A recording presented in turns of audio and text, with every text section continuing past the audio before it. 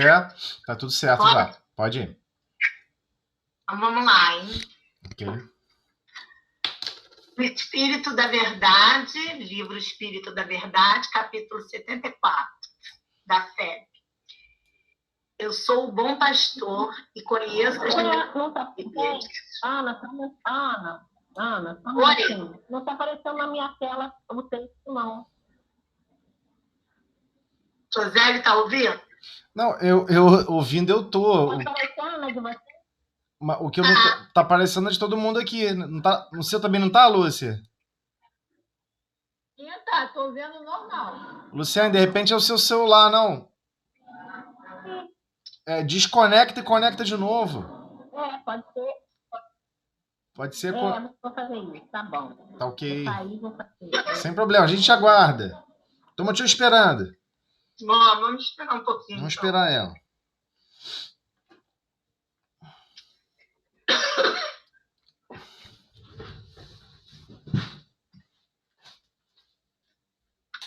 Vamos ver se ela consegue.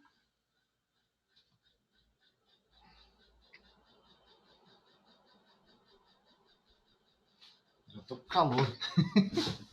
Tá? Mas hoje tá calor. E na correria também. Tá bom o tamanho da letra para vocês aí, pessoal? Eu posso aumentar um pouquinho. Eu acho que deve ser. Eu acho que é menor do que das outras vezes. É isso que eu imaginei também. Peraí. Eu vou aumentar aqui. A verdade é isso. Que ela já usa óculos, né? Ele vai aumentar um pouquinho a letra, Luciane. O meu não tá aparecendo o texto, não. Agora mas talvez alguma configuração.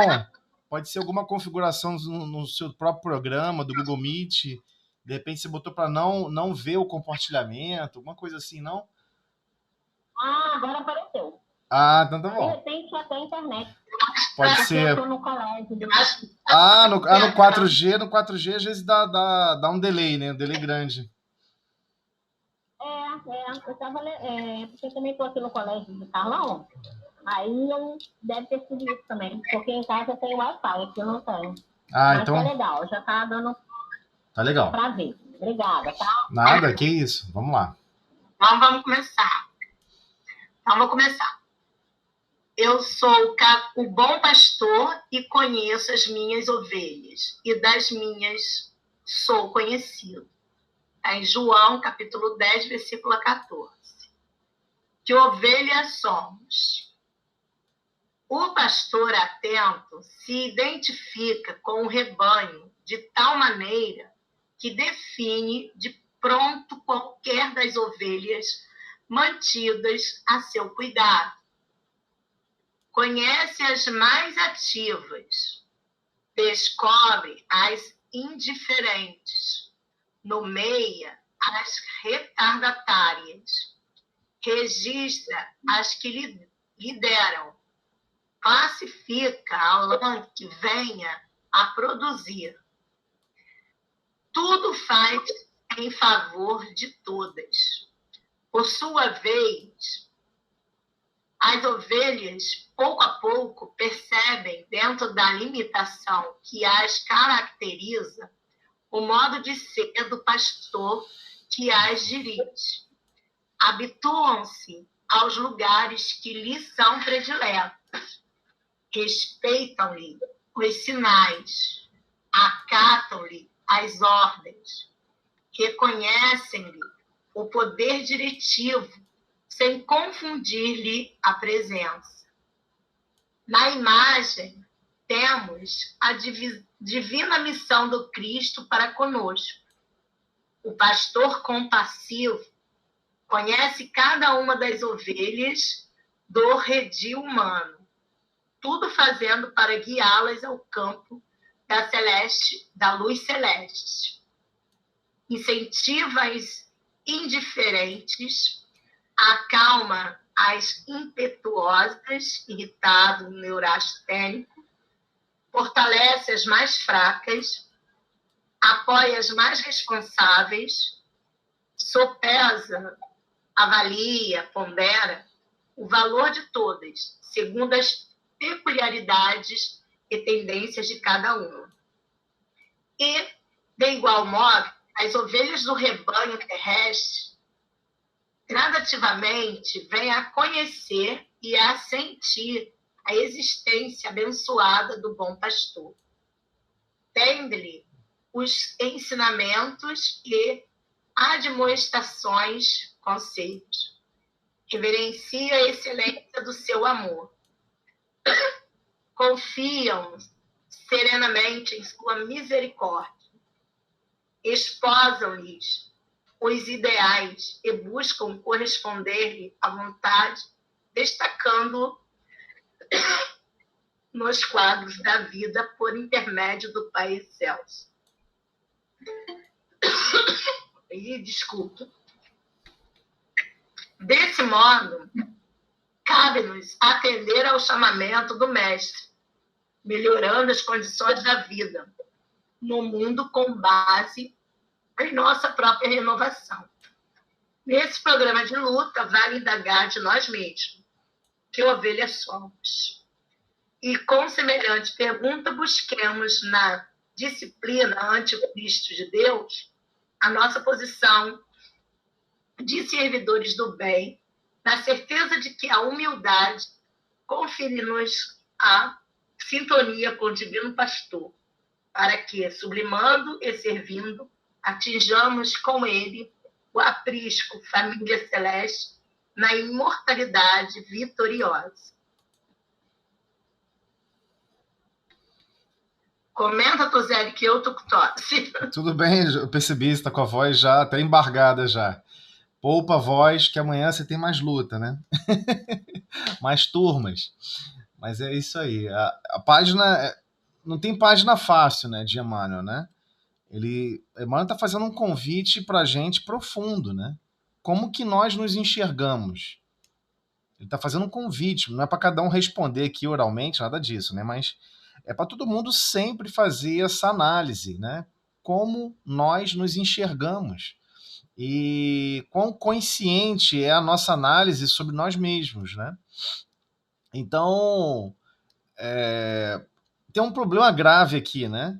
Tem um problema grave com esse texto, com esse versículo. Eu sou o bom pastor. E o problema é que ninguém aqui cuida mais de ovelha. Eu acho que aqui não tem nem ninguém, nenhum parente, sei lá, de terceira, quarta, quinta geração para trás que cuidava de rebanho de ovelhas, né? Então a gente perdeu essa capacidade de comparar do que ele está querendo dizer, né, com relação ao rebanho.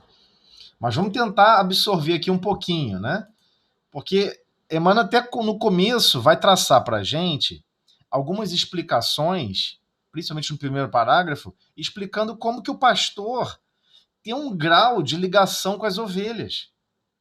O pastor tem um grau de ligação com as ovelhas. Por exemplo, acho que a maioria deve recordar, né, de figuras, de fotos, não do uso, né?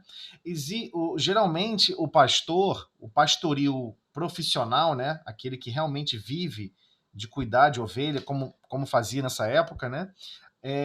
A maioria utilizava um gancho. Não sei se todo mundo se recorda. Ele usa para se apoiar, mas na verdade aquilo é um gancho que é como se fosse um arco no final para ele puxar pelo pescoço a ovelha. Tipo, a ovelha está quase caindo no precipício, ele vai lá, engancha no pescoço e puxa de volta. Certo? Acho que todo mundo deve ter essa memória, pelo menos de figuras, de fotos, né?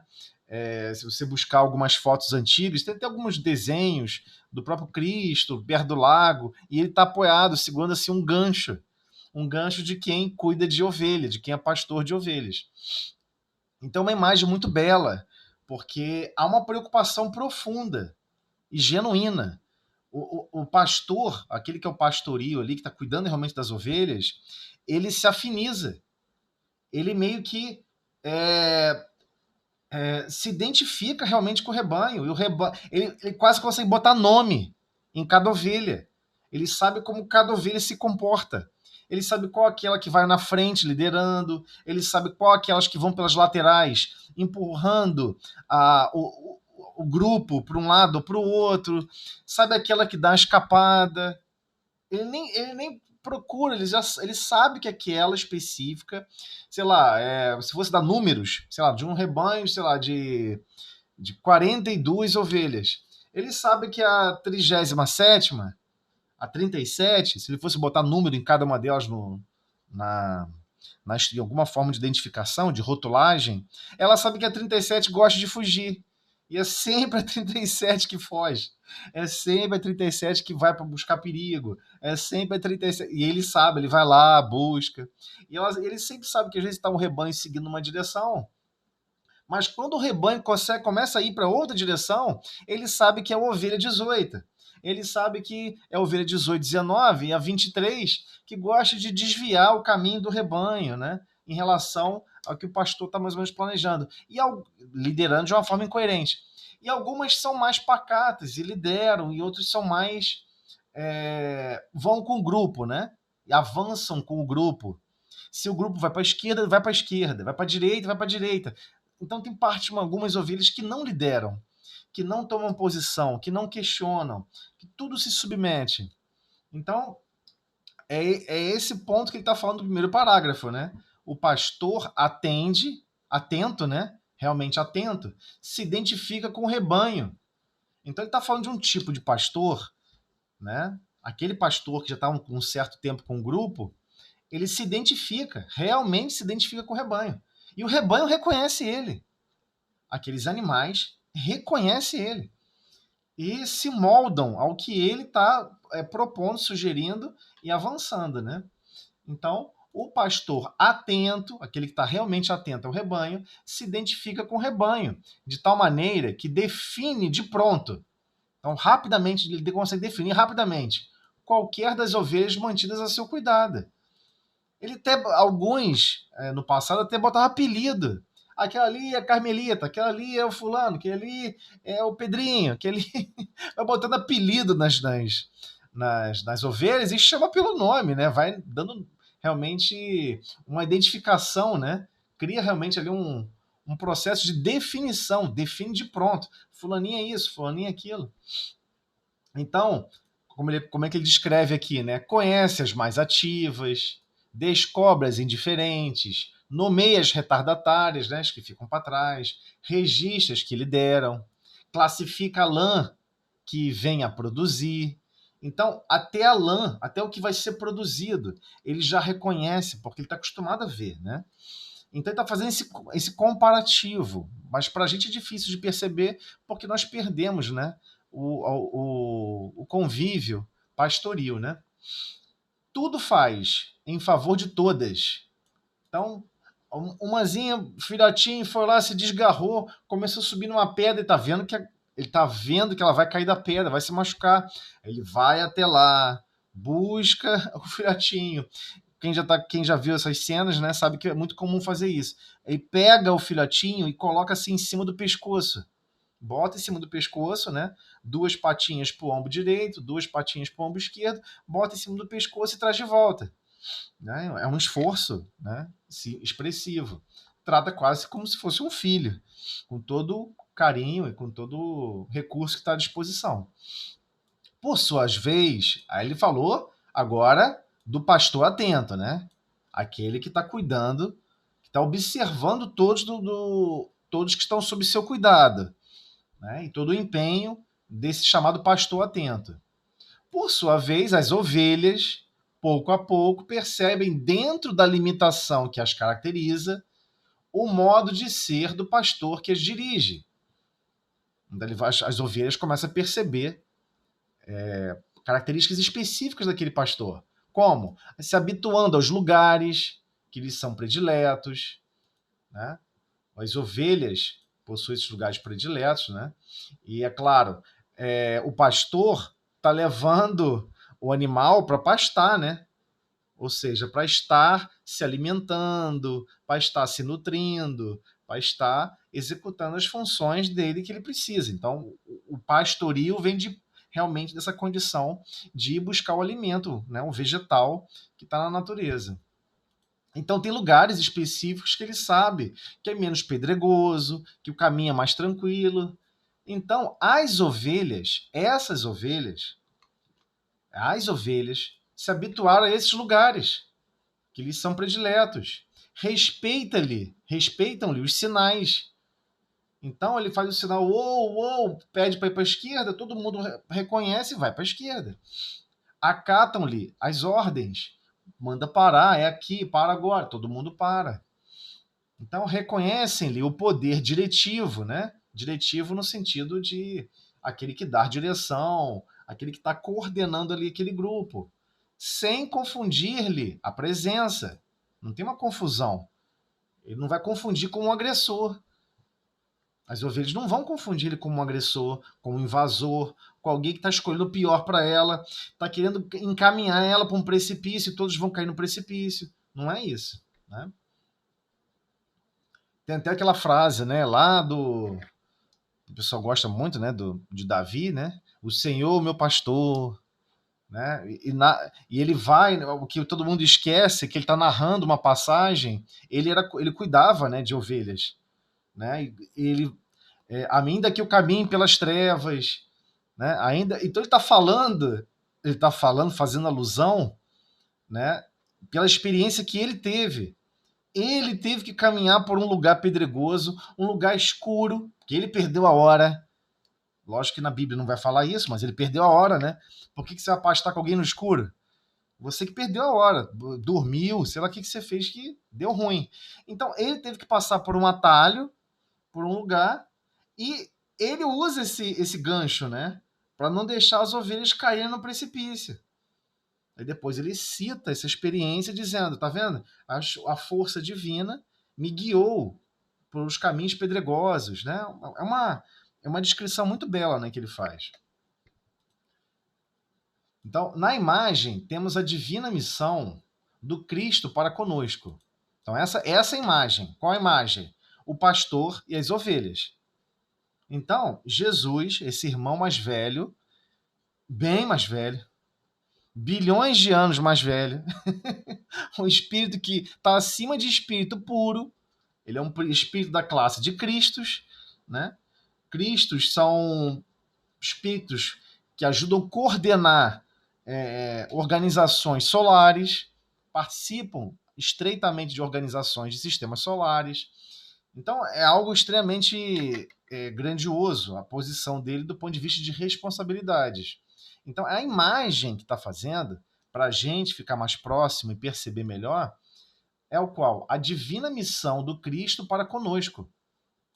É para destacar, olha, o Cristo tem uma missão divina para com todos. Porque ele mesmo falou, de todas as ovelhas que meu Pai me confiou, nenhuma será perdida. Então, aquela que é desgarrada, aquela que foge, aquela que se perde, aquela que até pular no precipício, nenhuma será perdida. Então, o pastor compassivo conhece cada uma de suas ovelhas do redil humano. Então, agora está se referindo à condição humana. Tudo fazendo para guiá-las ao campo da luz celeste. Ou seja, o que está querendo dizer?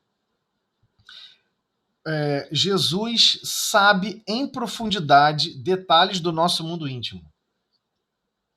Aonde nós vamos cair, aonde nós vamos tropeçar, dificuldades que nós temos, de não obedecer, de não estar consciente do que estamos fazendo. Ele sabe em detalhes de como o nosso pensamento, de como nossa consciência funciona. Porque ele está a nível de Cristo. Ele tem acesso a essas informações. Ele nos conhece profundamente. Né? E ele vai fazer de tudo um pouco, e de tudo e muito mais, nos planejamentos das encarnações, para quê? Para guiar ao campo da luz celeste. Então, ele vai incentivar as indiferentes, acalmar aquelas mais irritados, os neurastênicos, né? Neurastênicos é aquele que já se tornou um processo psíquico, a pessoa vive num clima de irritação contínuo o dia inteiro. Né? Tem pessoas até que tomam remédio, você vai para um psiquiatra, para um psicólogo, mas se você cai num psiquiatra, que pode clinicar, né, pode prescrever medicação, existem situações agudas de neurastenia, que a pessoa está num nível de irritabilidade profunda. O som irrita, a luz irrita, em que há uma necessidade até mesmo de medicação para poder o espírito voltar, né, a administrar as potencialidades que ele está animando naquele corpo físico. Então, a neurastenia aqui foi proposital, colocar esse sinônimo, porque esse impetuoso aqui não é só de irritado, né? Pode se tornar neurastênico. Então, ele fortalece também as mais fracas, apoia as mais responsáveis, avalia, pondera o valor de todas. Avalia e pondera o valor de todas. Segundo o quê? As peculiaridades e tendências de cada um. Então, como que se inicia o processo de transformação do planeta, né? Como que o planeta vai se transformar de provas e expiações em planeta de regeneração? Muitas pessoas aguardam a retirada das pessoas que não estão acopladas a esse princípio, mas não é verdade. Né? Se a gente estudar lá o Livro dos Espíritos e outras obras, vamos descobrir que, na verdade, a transformação de provas e expiações para planeta de regeneração, a diferença é que as consciências, a maior parte delas, eu diria que é 50% mais um, a maior parte delas, inclusive contando os que estão desencarnados, não fica ninguém de fora, porque nenhuma ovelha será perdida. Então, dos 50% mais um, há uma preocupação genuína de se transformar, de não querer ser como realmente a pessoa é. Só por ter um sentimento genuíno com relação a isso, já te classifica como aquele que quer impor diretrizes seguras de transformação. E isso já te habilita a estar num caminho de regeneração. É isso, é uma primeira habilitação. É tipo, sabe, vestibular. É uma pré-habilitação. Você adquirir esse psiquismo, peraí, eu não me amo como eu sou. Eu não gosto como eu sou. Eu tenho que transformar essa obra que eu mesmo criei. Essa consciência que eu tenho hoje, eu quero transformar. Porque ela me trouxe até aqui, mas não gerou felicidade. E o pior, não gerou felicidade para mim nem para mais ninguém. Então, quando ele fala das peculiaridades e das tendências de cada um, é isso. Ele está avaliando o valor de cada um de nós. O valor que nós estamos esboçando em nossas consciências. Estamos transformando aos poucos as nossas consciências. Porque é na consciência que é a geratriz de todos os problemas e também de todas as soluções. Esse é o ponto, por isso que ele destaca, né? Segundo as peculiaridades e tendências de cada um. Ah, como assim peculiaridades e tendências? Ah, eu tenho a tendência de me irritar. Ah, eu tenho a tendência de não perdoar. Tá, mas isso aí não é tendência em si, né? Isso aí é algo que nós desempenhamos com um certo grau de consciência. Né? Não é nesse sentido. É a tendência com relação ao bem. Peculiaridades e tendência com relação ao bem. Não existe outro assunto com relação à marcha da evolução. Já meio que internalizamos dentro da nossa alma, né? Sabedoria e amor. Amor e sabedoria. Temos que desenvolver as duas asas para realmente conseguir sair do chão. Começar a, pelo menos, dar um voo de meio milímetro, mas conseguir se desprender um pouquinho do chão. Então, as peculiaridades e tendências não é tendência de cada um com relação como a maioria das vezes nós julgamos, né? E falamos sobre as nossas próprias tendências. Né? Porque nós temos uma visão de só olhar o mal e só observar tudo que tem de ruim dentro de nós. Nós somos expertos em fazer isso. Expert. E principalmente nos outros, né? Somos mais expertos ainda nos outros. Mas isso não é negativo, porque houve séculos que sequer percebíamos. E alguns dos problemas que ainda temos, não percebemos. Porque é aceitável em sociedade, é aceitável no convívio, é aceitável. Então, tudo que hoje é permissível na sociedade, você não tem o seu primeiro contraste. É esse o problema de desenvolver a consciência. Não existe uma organização mundial ou nacional ou municipal ou estadual preocupada com o desenvolvimento da consciência, está preocupada com o desenvolvimento social. Mas o desenvolvimento social está envolvido com o da consciência. Não se os objetivos do desenvolvimento social são estritamente materiais. Então, se eles são estritamente materiais, ele vai parar absurdamente, vai ser interrompido na estrutura da matéria. Se queremos realmente desenvolver os sentimentos, as emoções, a forma como lidamos uns com outros, embora discute-se muito sobre empatia, em várias situações e modelos socioculturais, é muito, muito difícil falar em progresso genuíno sem avaliar o progresso intrínseco de cada consciência. O progresso moral, progresso filosófico mesmo. Qual a filosofia de vida que você usa na sua vida? Como que você vive? Como que você funciona? Em primeiro lugar, como que você funciona? Como assim, como eu funciono? O que faz você desejar fazer alguma coisa? Qual é o seu móvel? O que te mobiliza? O que te anima? Então são essas tendências. É disso que ele está falando. Peculiaridades e tendências. Então, por exemplo, existem pessoas que são aficionadas em ter vantagem particular, ter vantagem própria. Qualquer negócio, qualquer atividade, ele está pensando só. O desejo central da pessoa é ter vantagem sobre a outra. Aí você fala assim, mas isso é horrível, uma tendência horrível. Mas ele tá circunscrito no mesmo grau de problema. Qual é o outro grau? Qual o grau de problema que a gente está falando? A estrutura com relação ao psiquismo dele, com relação à posse. Mas no momento em que esse psiquismo se altera, toda a experiência que ele tem e que ele gerou, que são peculiaridades daquela personalidade, ele pode empreender e usar aquela experiência para o bem. Então, para Deus, nada é perdido. Nossa, fulano perdeu muito tempo naquela encarnação lá. Ele só fez bobagem, ele tirou a fazenda de não sei quem, roubou o carro de não sei que lá, inventou a moda, criou um conflito. Não tem problema nenhum. Nenhuma experiência é perdida. Ele tem a mesma capacidade de fazer o inverso. Porque ele já sabe fazer a forma errada. E isso capacita ele a fazer coisas diferentes, né? Então, uma vez, tem até uma narrativa de uma história, agora, eu não sei se está no livro Lindos Casos, Chico Xavier, eu não lembro agora qual é o livro. Eu vou tentar recorrer aqui, depois eu compartilho. Onde narra a história de uma pessoa que o desejo central dele era ter cada vez mais terras, fazenda, não sei o quê, terra. Ia comprando de todo mundo em volta, inventando desculpa, inventando confusão, fazendo o possível para prejudicar terceiros, fazendo para o outro ter problemas. Aí ele adquiriu uma porção gigantesca de terra, muito grande.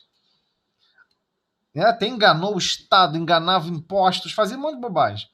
Aonde ele vai reencarnar depois? Aí reencarna numa situação sem nenhuma possibilidade de terra.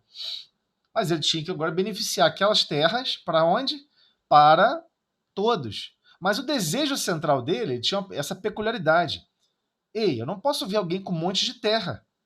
Mas ele não sabe que aquele parente lá, que ele não recorda que era parente, aquele que herdou aquelas terras era parente dele.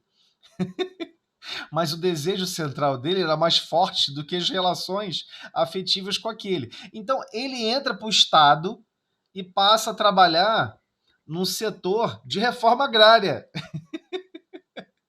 E ele fala usar toda a experiência dele, todos os argumentos e artifícios que ele tinha usado no passado para acumular aqueles recursos, ele usa de volta para devolver os recursos, dizendo que a terra estava parada, não estava em uso, que é um absurdo, mas ele que tinha acumulado a terra. Foi ele o tempo todo. Realmente é uma peculiaridade incrível, né? É uma alma experiente em causar desequilíbrios, né? De uma forma expressiva. Mas mal sabe ele que vai reencarnar depois, né? Jesus vai avaliar o valor dela. Não, vou colocar ela agora aqui, do outro lado do tabuleiro. Aí bota do outro lado do tabuleiro, a pessoa vai com o mesmo ímpeto. Não, a terra não pode ficar com fulano, que agora tem que ficar com o Estado, porque ele trabalha para o Estado, ele balança a bandeira onde ele está, ué. Se ele está na Alemanha, ele balança a bandeira da Alemanha e diz que é o melhor país do mundo. Se ele está no Brasil, ele vai dizer que é o Brasil, que é o melhor país do mundo. E por aí vai. Ele balança a bandeira que ele está. E aí ele cai nessa situação, nesse constrangimento. Estou só resumindo a história, né? Tem mais detalhes. Ele cai nessa situação onde ele está numa posição de estrutura de governança fundiária, né? De melhorar a distribuição de terras, né? Até propõe mudança de leis, faz uma série de loucuras, né? Para que aquele conjunto gigantesco de terra voltasse à mão de outras pessoas. Mas ele é que tinha gerado aquele acúmulo excessivo, né? É uma peculiaridade muito interessante, né? Então, é nesse aspecto, é nesse nível de detalhe. Jesus sabe ponderar e avaliar essas experiências e sabe conduzir o nosso psiquismo a buscar o equilíbrio, mesmo sem total consciência, né? E, de igual modo, as ovelhas de rebanho terrestre, gradativamente, vêm a conhecer e a sentir a existência abençoada do bom pastor. Então, de tempo em tempo, vamos percebendo e sentindo, peraí, tem uma coisa diferente. A pessoa desencarna, nossa, você me ajudou nisso, eu consegui minha casa, consegui não sei o quê, graças a Deus, graças a você, né? Você vai ler as obras, por exemplo, de André Luiz, né? Seja outras obras igualmente, né? Você vai observar que aqueles Paracletos, aqueles grandes nomes, Alexandre, não sei, grandes nomes, mas na verdade, se você for ver o histórico, quando surge o histórico no livro, o que você descobre? Aquela pessoa, aquele espírito tinha fracassado absurdamente naquele setor.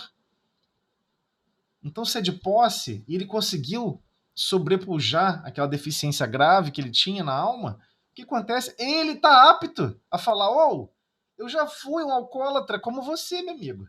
Eu vivia ensoberbado e alucinado com essas questões do direito da posse. Eu posso te ajudar porque eu já venci isso. Então, as outras almas se harmonizam melhor, né? E ele vai ter como tratar melhor esses problemas, né? Vai poder desempenhar o papel de intermediário do Cristo nesse processo. Então, é lógico que o Cristo, né, conhece a cada um de nós e sente cada um de nós. Falta cada um de nós realizar o contrário. Nós temos que cada vez mais conhecer como que a obra divina se encadeia com o tempo e sentir realmente essa existência do pastor bem abençoado que conduz. Poxa, mas naquela encarnação ali, do nada, olha o que aconteceu comigo. Parece até que eu tomei um puxão de um garfo pelo meu pescoço naquela encarnação, mas foi para você não cair num buraco maior ainda. Né? Muitas mães, né, costumam falar isso quando tem um desencarne muito recente, né? Crianças pequenas desencarnam e a mãe fala: nossa, tinha toda uma vida pela frente, mas tinha isso, tinha aquilo outro. Mas às vezes o que ocorre é que a encarnação estava bem desenhada, mas surgiu situações adversas que inclusive poderiam prejudicar o espírita. Ele iria se perder naquele problema. Ele não estaria apto a passar por um certo problema lá na frente. Deus tem autonomia, e o Cristo, de sustar. Ei, sai dessa experiência, depois você volta. Nessa daí, acho que não é muito bom, não. Não é muito aconselhável, não. Você vai cair. Você vai falhar fragorosamente. E a gente fica imaginando, não, nossa, tem toda uma vida pela frente. É uma pessoa maravilhosa, só ia fazer escolhas maravilhosas. Você tem certeza? Você tem certeza mesmo que a pessoa só iria fazer escolhas maravilhosas? Né? Isso é uma visão meio infantil. É lógico que a gente não faz sempre escolhas maravilhosas, muito pelo contrário. Às vezes escolhas realmente atrapalhadas e que nos criam uma série de embrólios na nossa vida que vai resultar em problemas para 3.000 anos. Então o bom pastor faz de tudo, né, para guiar, mas igualmente o que ele aguarda? Que as ovelhas o sigam. Por isso que ele fala que o rebanho terrestre, gradativamente, vem a conhecer e a sentir a existência abençoada. Mas não adianta só conhecer e sentir. Você tem que entender quais são esses ensinamentos, entender igualmente quais são os conselhos. Olha, não vai por aí. Vai dar ruim. Olha, não tenta querer mudar o planeta através de revoluções. Vai dar ruim. Não, mas... E é engraçado, né? Hoje em dia, você pega as escolas, né? A estrutura... Tem uma professora aqui presente no estudo. Eu peço licença para ela falar um pouquinho mal do sistema de ensino, mas ela entende que eu estou falando no sentido espiritualizado, não no sentido material. No sentido espiritualizado, nós vemos o quê? A história contada fica enaltecendo e valorizando e tornando um marco maravilhoso a Revolução Francesa. Só que parece que todo mundo esqueceu como foi a Revolução Francesa. Não tinha guilhotina, não tinha forca suficiente. Tiveram que desenvolver guilhotina. Daqui a pouco faltou guilhotina, tinha que fabricar mais guilhotina. Então chegou um ponto absurdo. Né? Isso não foi um divisor de águas. O que foi um divisor de águas foi a introdução de uma série de novas filosofias, novas formas de pensar a vida. Claro que, igualmente, esses pensadores eram falhos, tinham problemas gravíssimos, mas também eram muito bem intuídos, tinham boas inspirações, mas não necessariamente seria perfeito o que está falando. Perfeição é a longo prazo. Não dá para analisar perfeição em séculos, só se analisa perfeição em milênios.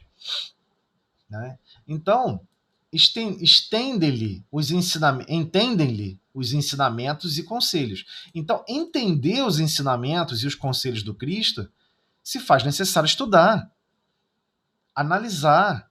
O que isso quer dizer? Como é que eu coloco isso na minha vida? Que conselho é esse que ele está dando? Conselhos, às vezes, diretos. Não empreenda, não faça isso, não faça aquilo. Às vezes, conselhos diretos. Como várias vezes nós temos reportados na própria estrutura da historiografia bíblica o testemunho ali, né, narrado pelos discípulos. Né? Orientações, conselhos diretos, quase que ordenações. Não faça isso. Não faça isso, não faça aquilo. Né? Então, reverenciam a excelência do seu amor. Há toda uma reverência, né? Vamos reverenciar a excelência do amor do Cristo por todos nós. Confiam serenamente em sua misericórdia. Esposam-lhe os ideais e buscam corresponder-lhe à vontade. Olha só, esposam-lhe os ideais e buscam corresponder-lhe à vontade. Então, se os ideais do Cristo são ideais divinos e nós optamos em segui-los, temos que segui-lo. Não é domingo, onde eu vou não sei aonde estudar sobre isso. É todo dia. É no trabalho, na rua, é no ônibus lotado, em casa com as pessoas, né? E buscando o quê? Corresponder-lhe à vontade. A vontade para a vontade, né? A vontade do Cristo. A gente quer corresponder à vontade do Cristo.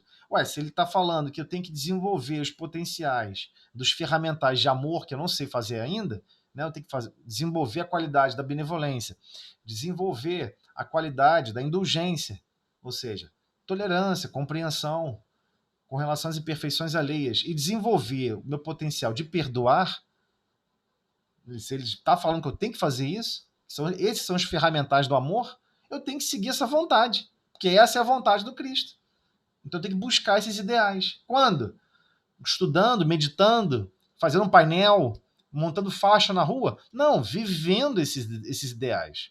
Buscando implantar ele na nossa rotina, no nosso dia a dia.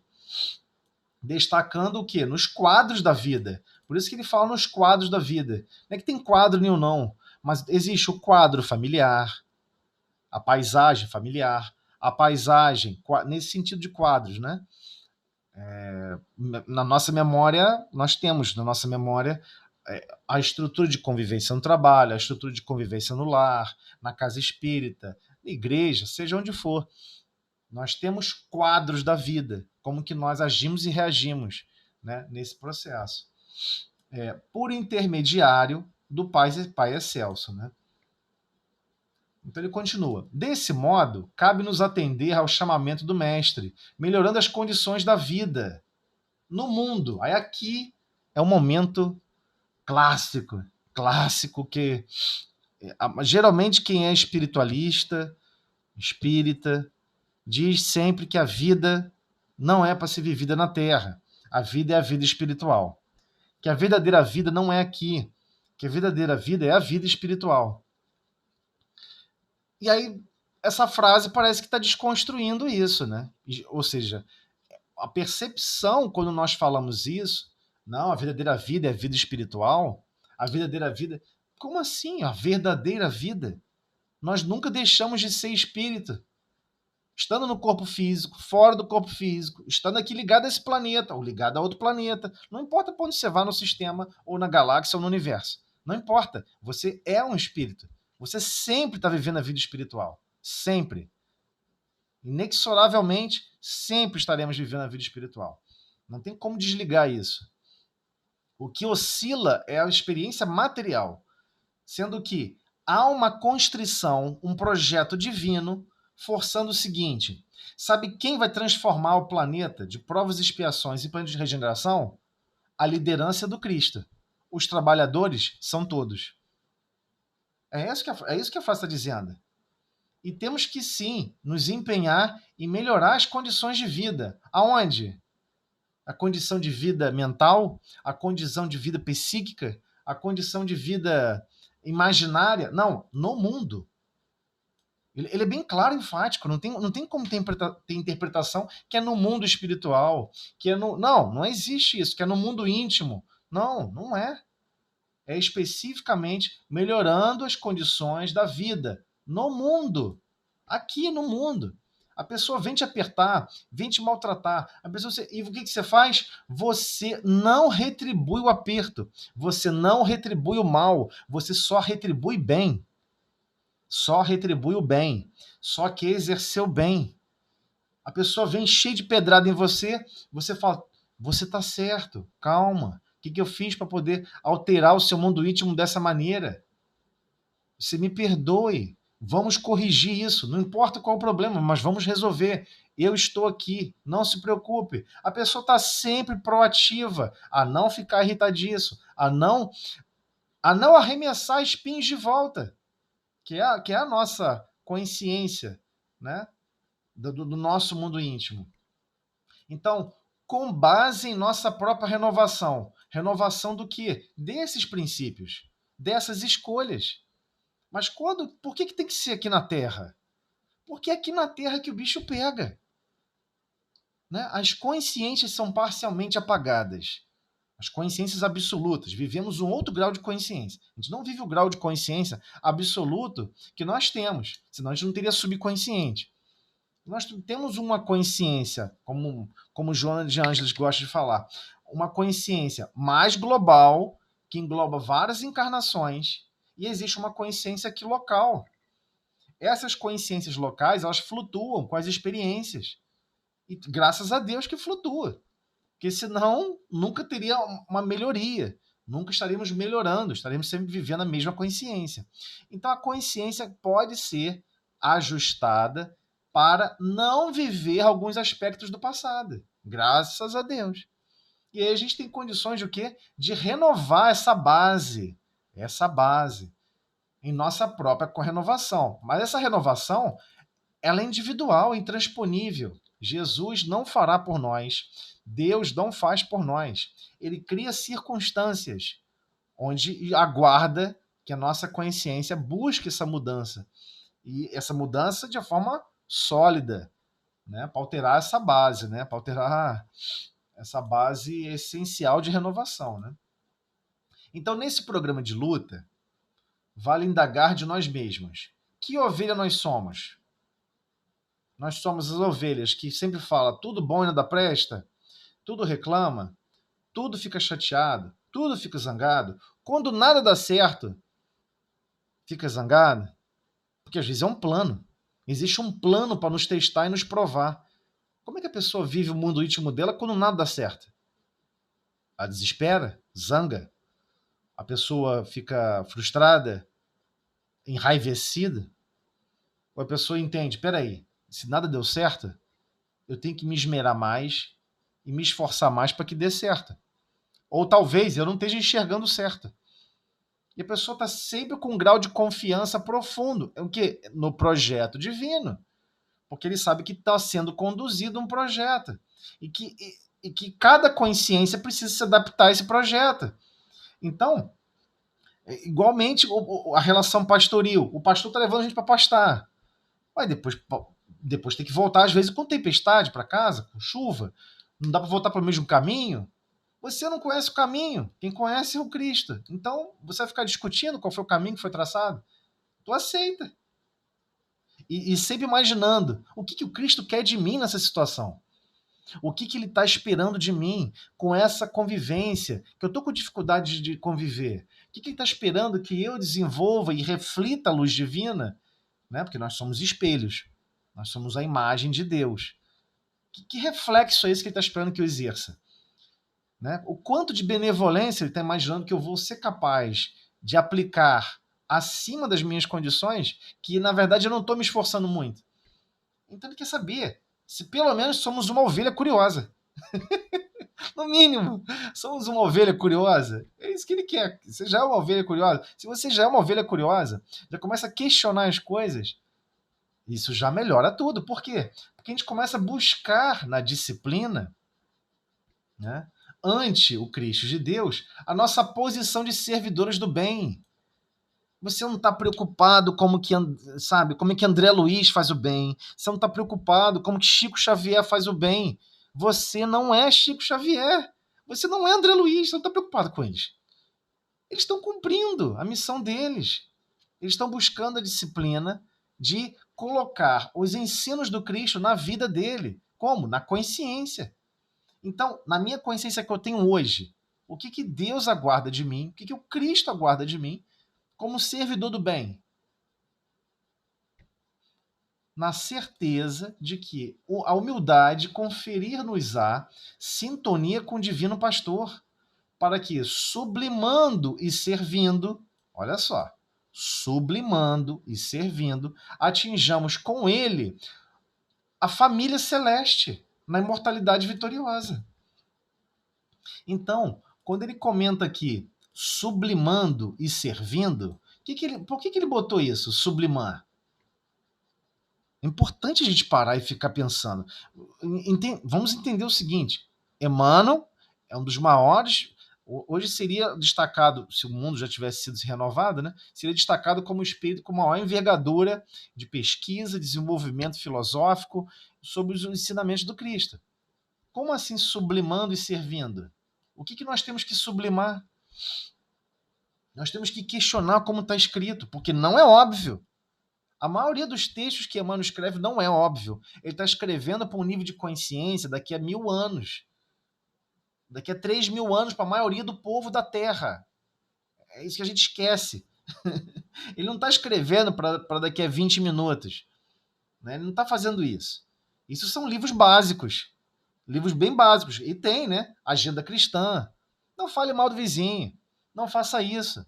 Não faça aquilo. Vai ter esse tipo de obra. É lógico que vai ter. Mas Emmanuel não é isso. Emmanuel está falando sobre o castelo interior. Sobre todos os cômodos da nossa consciência. É lógico que tem aspectos que nós vamos ter que sublimar. Que nós não temos como servir em certas condições sem fazer um esforço maior. Isso vai demandar um esforço maior de nossa parte. É inevitável, né? É nesse sentido que ele está falando. Para que, sublimando e servindo, atinjamos com ele, com Jesus, o que? A família celeste, na imortalidade vitoriosa. Por que ainda não atingimos a família celeste? Porque ainda não nos reconhecemos todos como filhos de Deus. Se essencialmente nos reconhecêssemos sempre, teríamos comportamentos diferentes. Teríamos comportamentos de irmãos, não esse irmão de família, né? Irmão de família que às vezes um mais maltrata o outro do que... Não maltrata amigos e pessoas estranhas, mas maltrata o irmão e a irmã. Não é esse irmão de família perturbada, não. Ele está falando de irmão realmente que se reconhece como uma coletividade que está ali interligada. Ele não é um só. Aquele que se reconhece como irmão e se reconhece como filho de Deus, que quer realmente se irmanar e participar dessa família celeste, ele não se reconhece, ele não consegue se imaginar, por exemplo, ele lá na frente evoluiu sozinho. Nunca. Ele prefere ficar para trás, a caminhar sozinho. Né? Tem até um conto muito belo, né? Indiano, onde tem uma deusa, né? As histórias são sempre muito emblemáticas, onde tem um deus, né, que está testando uma pessoa para ver se ele tinha condição de entrar para como fosse uma espécie de céu, né? E ele está ali convivendo, passou por amargura, tristeza profunda, sofrimento, falta de comida, mas ele sempre tinha um cachorrinho do lado dele que ele achou na rua, e ele sempre dividia comida com o cachorrinho, sempre, né, dava aguinha pro cachorrinho, às vezes tinha dificuldade de conseguir água, ele dividia com o cachorrinho. Fazia chuva, fazia sol e estava ali junto com aquele cachorrinho. Então, um dia, né, um anjo, digamos assim, um anjo divino, encontra ele e fala: está aqui a porta de entrada para esse reino maravilhoso, porque você merece. Você vem desempenhando o máximo amor, o máximo de sabedoria. Aí quando ele vai entrar, que ele pega o cachorro pelo braço e começa a entrar, aí o responsável pelo portão: não, o cachorro não pode entrar. Só pode entrar você. Cachorro aqui não pode entrar. Aí ele olha pro cachorro, olha pra porta, olha pro anjo. Então você me desculpe, eu vou ficar com o cachorro, eu não vou entrar pro céu. Aí o cachorro se transforma. Quem era o cachorro? Era a deusa, né? A deusa responsável, né, por aquela instância superior. Realmente você está apta, porque você não quer deixar ninguém para trás. E é uma mensagem muito bela, e a maioria lê de uma maneira material, só que ele está falando de uma maneira espiritual. Você, no fundo da alma, está preocupado com todos. Você, no fundo da alma, está se irmanando para com todos, para realmente desenvolver esse conceito de família celeste. Mas por que ele está falando de imortalidade vitoriosa se nós nunca morremos? Né? Estamos sempre... Porque ele não está falando de imortalidade com relação à parte física. Ele está falando com relação à parte espiritual. Então, todas as vezes que estamos sublimando a nossa consciência, estamos transformando a nossa consciência, o nosso eu antigo de alguns séculos atrás morre e é outro eu. Se você chegar hoje para Mano e perguntar: Mano, lembra quando você estava lá como senador? Ele vai falar: eu não sou esse senador. Eu não possuo mais essa consciência. Aquela consciência morreu. Se transformou. Toda aquela vaidade, aquele orgulho exacerbado, aquela coisa tóxica, graças a Deus, morreu. É disso que ele está falando. É essa imortalidade vitoriosa que ele está falando. Qual é a imortalidade? Quando nós alcançamos o se desligar e o se desprender dessas criações distorcidas, de orgulho, de vaidade, né, de egoísmo. Aí passamos a viver o quê? Somente refletindo a luz divina. A gente não quer mais refletir distorções. A gente não quer mais ser, né, um espelho que está gerando imagens distorcidas. A gente não quer mais. Aí a gente passa a viver o quê? A imortalidade vitoriosa, que é a do bem, da bondade, da justiça, do amor, da caridade. Todas as possibilidades que nós classificamos como venturosas, né? E essencialmente classificadas como divinas. Aí estamos já nessa identidade, né? Então, por isso que muitos já falaram, até outras pessoas de outras religiões, né? Puxa vida, se toda a Bíblia se perdesse, mas se não perdesse as bem-aventuranças, nada se perderia. Por que nada se perderia se não perdesse as bem-aventuranças? Porque quem está estudando profundamente entendeu que Jesus quis apresentar qual é a identidade imortal que nós temos que estar expressando no nosso psiquismo, expressando na nossa consciência profunda. São essas bem-aventuranças. Você se torna feliz isso que significa bem-aventuranças, né? Você está se construindo uma destinação feliz por estar caminhando nos passos da direção, da altitude correta da marcha evolutiva que Deus está planejando para cada um de nós. né? Tanto é que quando a gente completa a encarnação aqui na Terra, nós já alcançamos a última encarnação, que é chamada de nos tornamos espíritos bem-aventurados. Também está no livro dos Espíritos. O que nos tornamos quando nós completamos a última encarnação? Espíritos bem-aventurados. Então, é estranho quando ele fala isso aqui, porque atinjamos com ele o aprisco, né? Ou seja, a família celeste na imortalidade vitoriosa. A gente não entendeu. A gente não entende essa frase. Bem, eu não entendi. Tive que sentar e ficar estudando sobre isso. Porque eu não consigo entender. Como assim imortalidade vitoriosa? Imortalidade? O corpo físico morre. O espírito nunca morre. Tudo o que ele está falando. Porque nós nos despojamos de nós mesmos o tempo todo. Quando nós estudamos aquela obra, né, a psicografia de Chico Xavier, de há 2000 anos, há 50 anos depois, Ave Cristo, você vê esse histórico, né, que Emmanuel trouxe da historiografia dele, né, com relação como que ele foi se despojando daquele passado, né? Como ele foi se despojando daquela personalidade. Ele chega a narrar a história como sendo algo estranho a ele. Ele narra como se estivesse narrando um personagem de um filme, quase. Ele não tem mais nenhuma afinidade com aquela identidade cultural, social, emocional, muito menos de sentimentos. Ele não tem nada mais a ver com aquilo ali. Ele mudou completamente. Aquela personalidade, aquela consciência morreu. Não existe mais. Né? Então, você que vai ter uma imortalidade vitoriosa, faz a nossa prece. Vou ter a ruim. Vamos lá. E abre a nossa sala de novo, tá? Ok, abro sim, sem problema. Vamos lá. Senhor Jesus, agradecemos, Senhor, todas as suas preocupações, zelo, planejamentos detalhados com relação à nossa encarnação, aos nossos destinos, zelando, planejando, conduzindo as nossas consciências a operar no bem, a praticar o amor, a se desenvolver em brandura, em afabilidade e doçura, a desenvolver experiências na prática do bem, na prática do perdão, da compreensão. Obrigado, Senhor, por todos os recursos que nos são ofertados, hoje e sempre. Que assim seja. Essa prece, pedimos permissão para continuarmos com o estudo da noite. Muito obrigada. Então você reabre, Zé. Pode deixar. Aí seria um nível de treinamento, né, que o espírito teria que ter mais profundo. Já não é um espírito qualquer. Por quê? Ele tem que conhecer como funciona o seu corpo físico. Ele tem que conhecer como funciona o seu perispírito.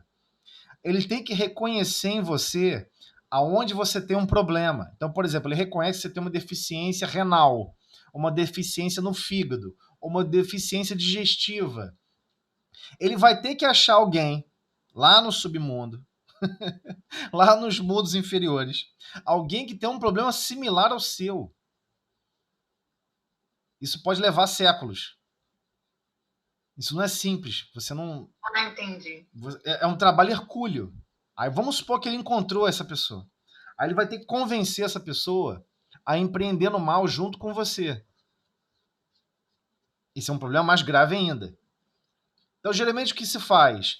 Ele oferece colaborar num processo de vingança com aquele outro.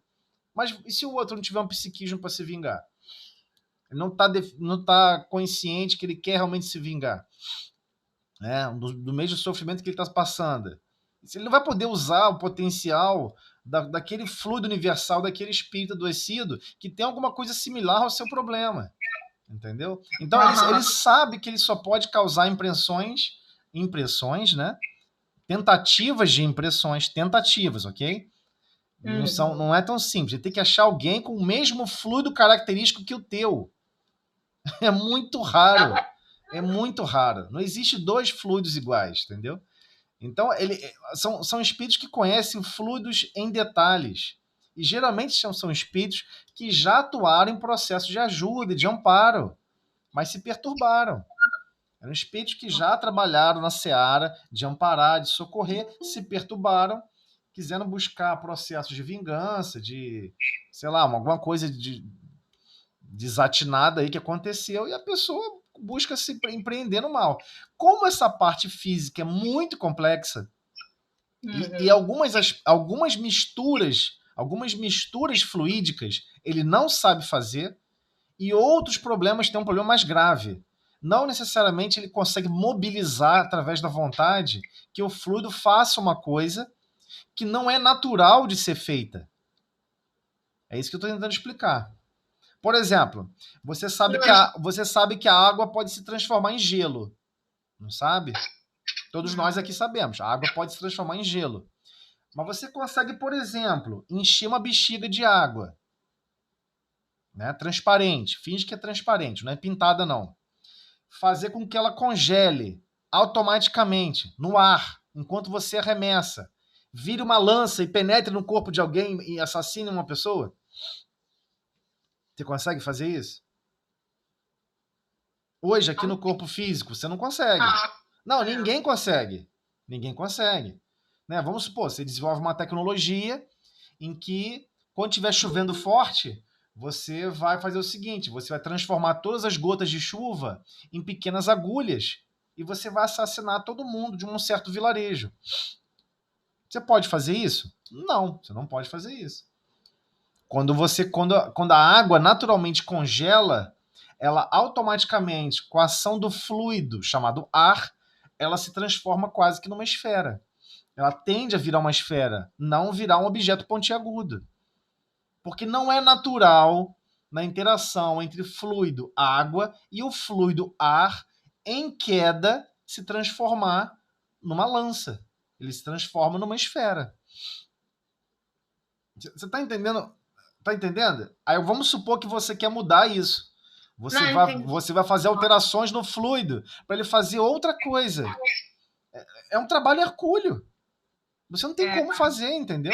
Então, a limitação física que ocorre é essa. Ele sabe que se ele continuar persistindo, tem espíritos que estão nessa, 800, 1000, 1200 anos, tentando criar regimes para destruir a humanidade inteira. A pessoa está mega revoltada.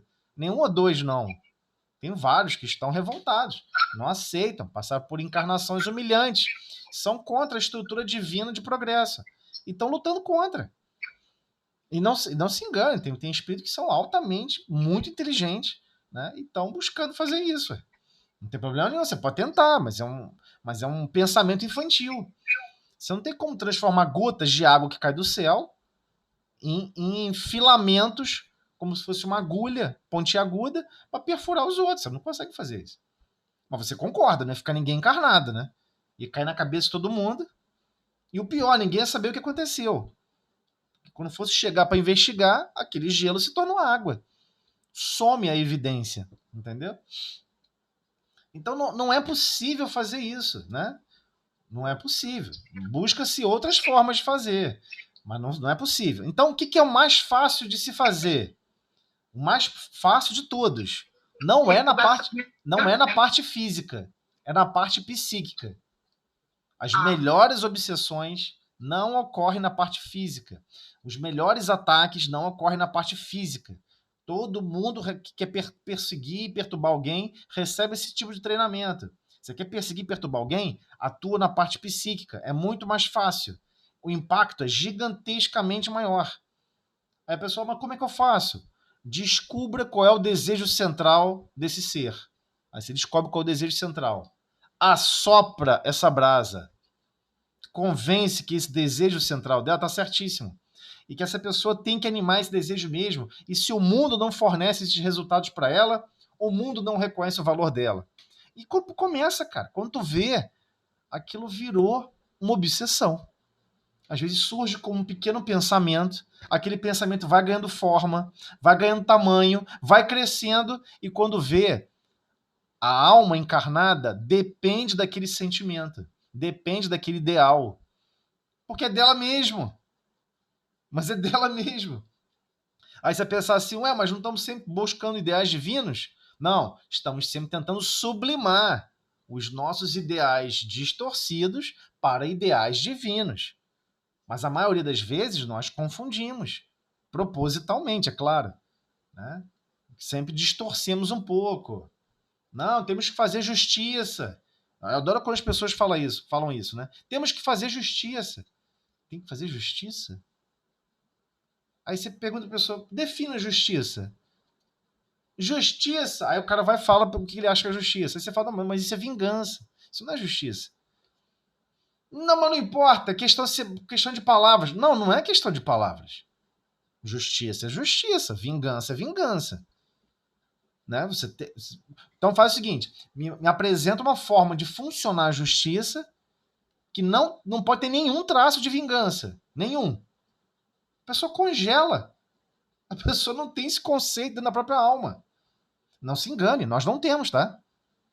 A gente pode ter porque anotou num papel, porque escreveu, porque leu. Não está sedimentado na nossa consciência.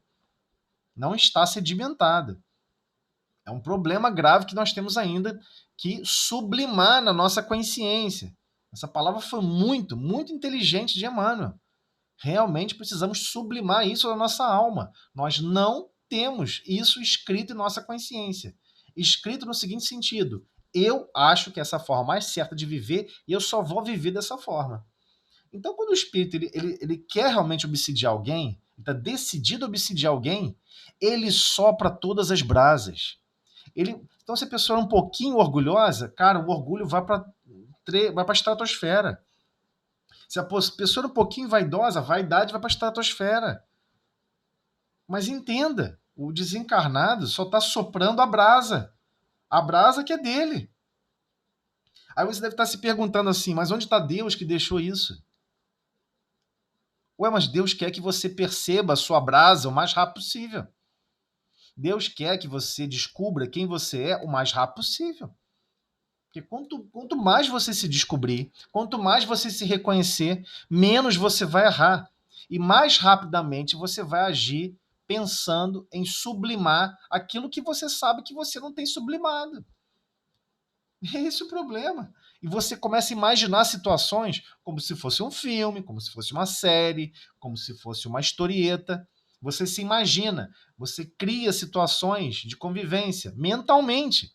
Olha, se eu estiver conversando com fulano e fulano falar isso, e fulano responder aquilo, como é que eu vou reagir? Peraí, eu tenho que perdoar. Eu não posso gritar. Peraí, eu não posso fazer isso. A pessoa começa a planejar a conduta em detalhes. Em detalhes. A tal ponto que não tenha nada que o outro vai falar que ele já não esteja preparado para sofrer os impactos daqueles sentimentos negativos. E, igualmente, não ter reações negativas.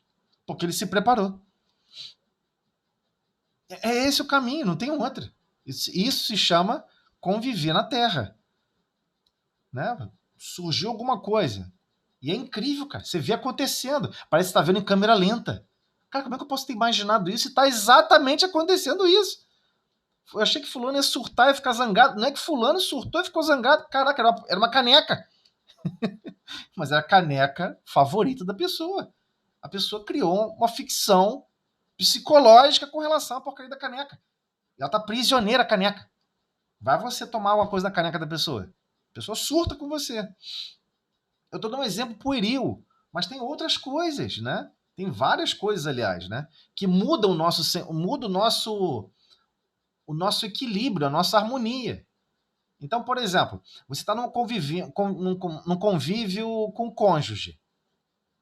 Tem certas coisas que você não atura, que ninguém faça perto de você. É sério. Por exemplo, tem pessoas que não suportam ver alguém tomando um líquido quente, fazendo aquele barulhinho assim, ó. Não vai tomar. A pessoa fica irritada. Mas como é que um som pode te irritar? Não, mas me irrita. A pessoa irrita. Toma esse direito. Pode fazer esse barulho. Ou então tomando sopa. Pô, mas é uma solução inteligente? Por quê? Porque ela está puxando o ar, que é um fluido, que está numa certa temperatura, misturando com o fluido que está mais quente. Ambos vão para a boca, os dois fluidos, o ar e o líquido. E o ar rouba calor do fluido mais quente. Na verdade, é uma técnica física, fisicamente explicável. Mas vai fazer isso perto de alguém que fica zangado. Primeiro você faz isso, a pessoa já te olha de cara feia. Né? Eu lembro uma vez que eu estava no cinema, né? Era jovem já, né? Ai, meu Deus, eu não posso ficar contando tudo que eu já fiz na minha vida. Mas vamos lá. Tinha aquele comercial, não sei se vocês lembram, da televisão, década de 80, década de 90, né? Era o comercial de Todinho, né? Aí a pessoa chegava no final do Todinho, com aquele canudinho e puxar, fazer aquela barulhada, né? De puxando no final. Aí uma vez eu tava no cinema e fiz isso, mas porque, poxa, eu gostava de fazer, né? Teve uma fileira inteira que me olhou de cara feia. Eu tipo, desculpa aí. Não pode ter ruído nenhum. Tem que ser silêncio fúnebre. Né? Então, e não é o natural, né? O brasileiro não se comporta assim. O brasileiro é barulhento, é extrovertido. Mas esse barulhento e extrovertido, para algumas pessoas, incomoda. Mas por que incomoda? Porque a pessoa está prisioneira ao psiquismo do século IV, do século V, em que a pessoa conseguia se isolar no lugar, ter uma paz profunda, não sei o quê, não se misturava com o povo. Porque não importa qual grupo que você esteja, né? Convivendo, seja no cinema, na rua, vai ter barulho. Se é na cidade, vai ter barulho. Shopping, nossa senhora, é um barulho infernal. Quem está acostumado com o silêncio e tem audição sensível, às vezes tem que botar até um tampão. A pessoa bota um tampão no ouvido. Tampão no ouvido. Seja com fone de ouvido ou com tampão mesmo. De obra, de área técnica. Você tem que isolar o ouvido, porque realmente aquilo está impactando em você, entendeu? Então, o som, não é o som em si que nos impacta, né? Não é o som em si. É a nossa constância de querer estar num lugar de silêncio, de estar com o psiquismo prisioneiro, onde só tem paz, onde é silêncio. Isso é uma prisão psíquica. É sério, é uma prisão psíquica. É um hábito que nós adquirimos durante milênios. Não, só existe paz se eu estou num lugar tranquilo. Tem que ter uma música que não sei o que lá. Vão te enfiar em lugares, meu camarada. Jesus vai te jogar em certos lugares e certas experiências. Você não vai ter isso. Não vai ter paz nunca mais. Né?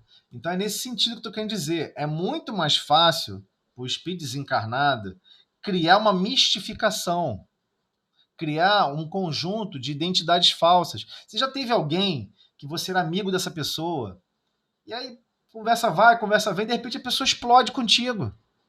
Do nada. Isso já aconteceu comigo várias vezes. A pessoa, isso aqui, bota dentro da tua cara, isso aqui, vai embora. Você fala, meu Deus do céu, o que aconteceu? Todo mundo tá em volta, né? Vem falar com você depois. Isso aconteceu uma vez comigo, no meio de um corredor, né, de um lugar lotado. Eu tava num lugar lotado, a pessoa veio, explodiu comigo, botou dentro da minha cara, isso aqui, e saiu. Mas continuei conversando com todo mundo, né? Você o quê? Eu ficar zangado? Sei lá porque ele gritou aquilo. Primeiro eu fiquei olhando pra trás, né? Porque a gente tava falando com outra pessoa, achando que não era nem comigo. Mas era comigo. Depois a pessoa veio do nada e me pedir desculpa, né? Não, você me desculpa, não sei o quê. Disseram que o rapaz, não sei o quê, que estava com um casaco marrom, que tinha falado isso, falado aquilo, e eu fui isso aqui, eu fui falar, e eu achei que foi você estava com um casaco marrom. Eu falei, mas não entendi ainda. Não, porque eu sou uma pessoa, um colega meu, falou mal do meu carro, falou mal da minha roupa, que não sei o quê, eu achei que tinha sido você, que não sei o quê. Eu falei, mas você não está entendendo. Mas se tivesse sido eu, você acharia justo você fazer o que você fez? Aí ele, não é que eu acho justo, é que eu acho que a pessoa fica constrangida, né? Porque ela sabe que ela não está no equilíbrio emocional dela. Eu falei, pô, mas seu carro é lindo, independente do que a pessoa fala do seu carro. Você sempre se veste muito bem, independente do que as pessoas falam da sua roupa. Você se veste muito melhor do que eu. Como que alguém pode te provocar, te tirar do seu equilíbrio, falando mal do seu carro ou da sua roupa? Como é que isso pode te afetar, fera? Não, o que a pessoa está falando não vai mudar seu carro nem sua roupa. Aí ele, eu não tinha para pensar desse jeito. Mas não tem outro jeito. Não tem outro jeito. Como é que você... Pô, cara, você gritou na frente do corredor, todo mundo achou que você estava, sei lá, cara, possesso, endemoniado, alguma coisa assim. Com certeza tava, né? Geralmente, quando é pra me atacar, as pessoas geralmente estão. Então, cada coisa doida, dentro da minha cara e tudo. Ficou zangado, com o olho vermelho. Ele era branquinho, ficou vermelho. Todo mundo assim, caraca, pensei que ele fosse pular em cima do seu pescoço. Eu falei, eu também, cara. Também pensei, já tava até preparado o pescoço, né? Acho que ele vai pular mesmo no meu pescoço. E assim, com certeza ele foi usado mediunicamente, eu sei que ele foi usado. Né? Depois eu parei, fiz uma prece por ele, pelo irmão, que com certeza tem todos os motivos para querer pular no meu pescoço, mas assim, você fica triste, né? Porque, caramba, a pessoa está escolhendo pular no pescoço do outro. Está escolhendo ficar zangado. Está escolhendo essa consciência. Lembre-se, são escolhas. Nós fizemos essas escolhas várias vezes. Então a pessoa quer seguir o Cristo, ela não quer mais fazer as mesmas escolhas. Né? A gente costumava brincar disso na evangelização com mais jovem, né? O tipo mocidade. Né? A gente dizia, olha, agora a gente buscava uma personalidade que ele conhecia, sei lá, Gandhi. Então, hoje você vai falar igual a Gandhi. Você vai ficar 20 minutos falando igual a Gandhi, se comportando igual a Gandhi. Aí botava as cenas, situações que a pessoa vinha, tinha conflito, e ele pegava. Você é tipo um teatro, né? Forçando um teatro. Aí a pessoa, por que está acontecendo isso? Depois, no final, a gente explicava. Esse é o teatro da vida. Você sabe que você não é aquela personalidade. Mas você sabe que você quer sublimar a sua consciência para desenvolver até aquela personalidade. Mas não se engane. Existem outros players, né? Outras pessoas que incentivam você a não seguir essa consciência, né? Consciência mais divina. Mas vamos lá. Desculpa aí que a gente falou demais, né? Vamos para a prática mediúnica e as perturbações mentais. Podemos ir? Eu não sei se eu me fiz claro ali, Ana, com relação a esse assunto. Esse assunto é bem complexo, né? Aí a gente vai aprimorando aí, mas tá bem claro. E outra coisa que eu queria explicar para vocês, e que é importantíssimo. A maioria está muito preocupado com obsessão de desencarnado. A maioria, tá? Fica muito preocupado com obsessão de desencarnado. E por vezes, onde somos mais obsidiados é por encarnado. Encarnado, ok? A pessoa fica vendo televisão com o jornalista lá cuspindo fogo. Quando você vê, você está cuspindo fogo de novo. Você está cuspindo fogo igual a ele. Mas ele está encarnado. Ele escolheu exercer o tempo dele e a consciência dele naquele âmbito de zangação, de não sei o quê, de revolta. Então, eu não tenho tanto medo de desencarnado, eu tenho mais medo dos encarnados. Porque o encarnado, ele nos afeta muito mais, né?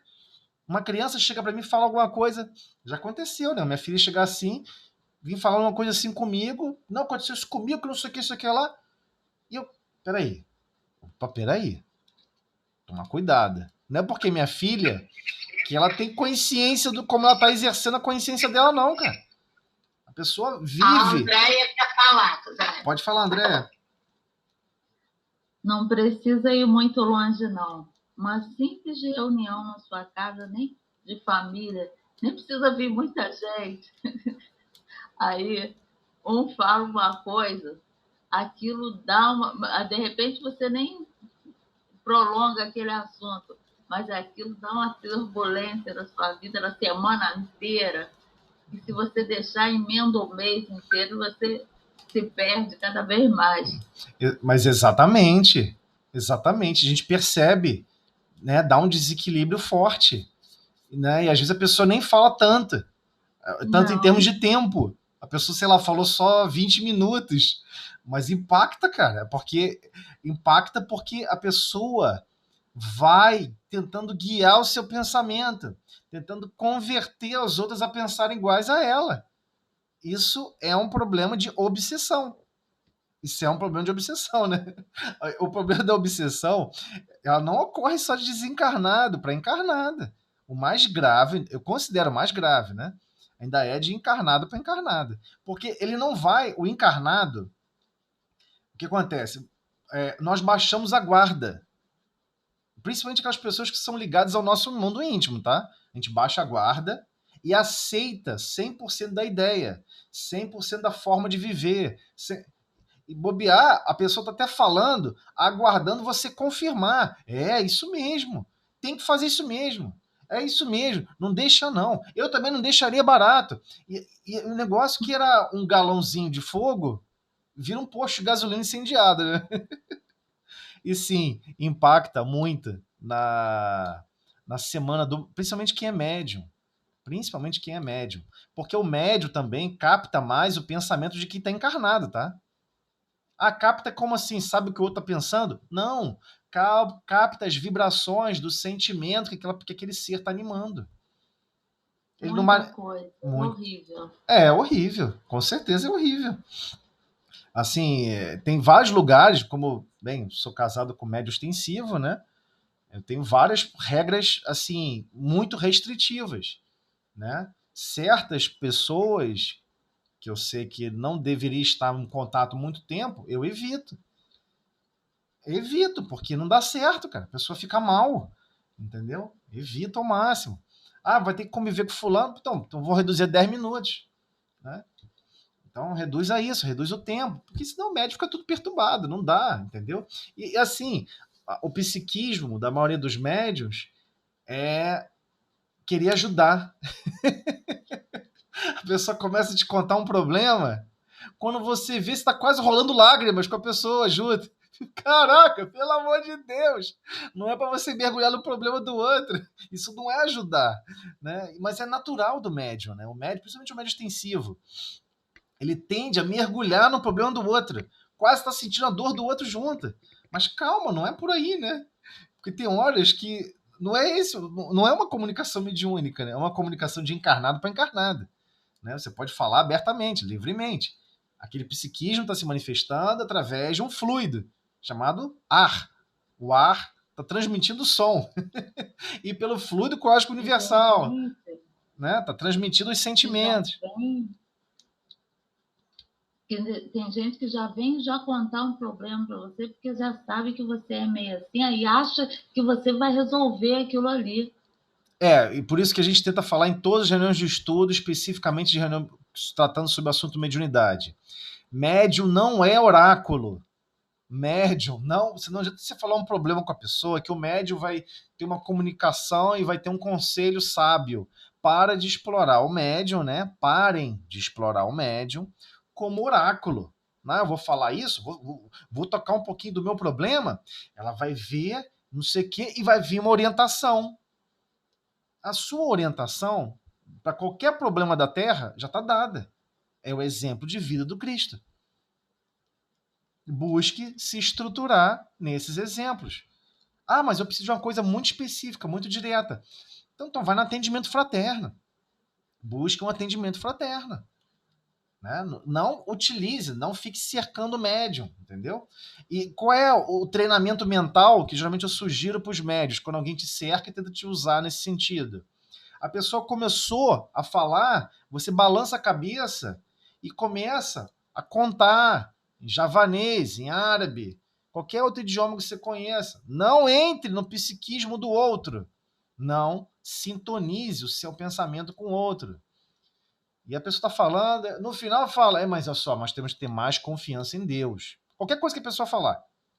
Não importa qualquer coisa que a pessoa fala, você fala no final. Temos que ter mais confiança em Deus. Temos que ter mais fé em Deus. Então, sugiro a gente buscar uma página, fazer uma prece, buscar ajuda e amparo. E vira as costas. Não adianta, não entre no psiquismo do outro para tentar dar um conselho pontual e mais elaborado. Se você está vendo que não vai ter equilíbrio para isso.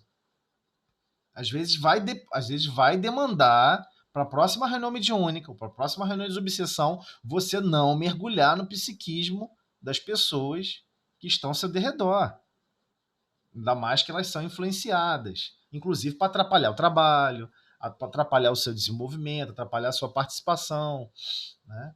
Então, já pensando que pode ser isso também, você não mergulha no psiquismo do outro. Mas aí como é que eu vou exercer a caridade? Sempre anime pensamentos de bondade, de ternura, de afabilidade, de doçura, mas não tente falar, olha, fulano, sabe o que eu faria no seu lugar? Nunca, mas nunca. Ou então assim, o que eu devo fazer? Me dá uma sugestão, o que eu devo fazer? Olha, você deve orar e pedir inspiração divina para tomar a melhor decisão, mas eu não posso tomar decisões por você. E se afasta, não mergulha no psiquismo do outro. Né? Quantas vezes eu já vi pessoas assim, né? A médium começa a conversar com não sei quem, daqui a pouco a médium está com o olho quase debulhando em lágrimas. Que é isso, meu irmão? Não tô entendendo. Como é que baixa a guarda assim? Mas eu sei que o sentimento é genuíno de querer ajudar. Entendeu? Mas às vezes não tem uma diretiva, a pessoa tá querendo coisas específicas. Devo continuar meu relacionamento com fulano? Devo... A pessoa quer que alguém escolha por ela, cara. Então a gente tem que fugir, né, desse tipo de convivência, né? Ana, a gente pode... Acabou que a gente nem avançou aqui, né, Ana? A gente... Ana fica... O que você acha, pelo menos, de um parágrafo aí? Vamos sim. Porque a Ana fica falando muito. A Ana não é mole, não. Não, dessa vez eu fui culpada também. Desculpa aí. Vamos lá. Prática mediúnica e perturbações mentais. A prática da mediunidade não produz perturbações mentais, de qualquer natureza. Sobretudo distúrbios graves, genericamente denominados de loucura, né? Entretanto, devemos considerar que existem pessoas que possuem uma estrutura psíquica delicada, cujas emoções, por menores que sejam, lhes provocam abalos. São pessoas relativamente às quais se deve evitar todas as causas de sobreexcitação, e o exercício da mediunidade é uma delas. Tem pessoas que não é recomendado o exercício da mediunidade, ok? E o exercício da mediunidade é uma delas, o qual não é recomendado. Existem pessoas que estão com problema psíquico, né? A pessoa está com problema de alucinação, já foi diagnosticado com esquizofrenia. Vamos levar para a mesa mediúnica que vai curar. Espera aí. A pessoa não está compreendendo o que é a complexidade do corpo humano, o que é a complexidade do psiquismo, né, mental de todos nós espíritos, né? É muito mais complexo do que a gente imagina. Não é assim. Lógico. Mas olha fato, Zé. Sim. Mas todo problema mental não é mediúnico, não é perturbação espiritual? Não é mesmo. Não é mesmo. Não é mesmo. Tanto é que a recomendação espírita é a seguinte: a pessoa chegou lá passando mal, diz que está sentindo isso, sentindo aquilo, que não sei o quê. A primeira preocupação tem que ser com a estrutura física primeiro, do corpo físico. Sim. Porque às vezes a pessoa, por exemplo, quando a medicina da Terra evoluiu muito já, muito. Então, por exemplo, no nosso cérebro físico, existe uma coisa chamada líquido sinovial, né? Tem esse líquido aí onde o cérebro está mergulhado. Quando ocorre uma inflamação desse líquido, ou seja, algum micro-organismo infecciona esse líquido, você vê imagens, você vê coisas. Mas a criação mental é um defeito do sensor óptico. É como se fosse um problema do uniforme de trabalho. O visor do escafandro. O visor do escafandro está vendo coisas, está vendo luzes que não tem nada a ver com mediunidade.